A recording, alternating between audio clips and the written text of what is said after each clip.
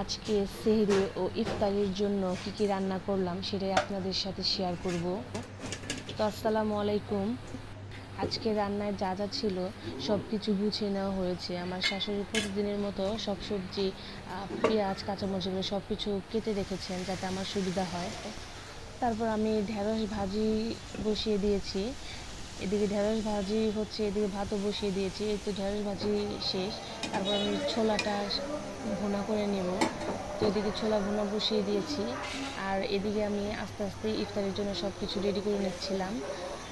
তো এদিকে বুট ভুনাটাও হয়ে যাচ্ছে। তো এই তো বুট ভুনাও হয়ে গেছে। তারপর আমি কড়াইয়ের ভিতরে তেলটা গরম করে নিচ্ছিলাম ডিম চপ ভেজে নেব, এর জন্য ডিম চপ ভাজা হয়ে যাচ্ছে। আর এদিকে আমি মুরগিটাও রান্না করে নিচ্ছি।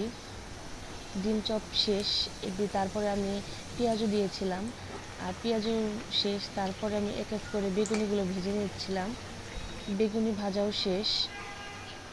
তারপরে আমি আলুর চপগুলো ভেজে নিলাম। এই তো ইফতার আইটেম ভাজা শেষ। এদিকে মুরগির মাংস রান্না করা শেষ। তারপর অল্প কিছু হাঁসের গোস্ত ছিল, সেটাই আমি রান্না করব আজকে।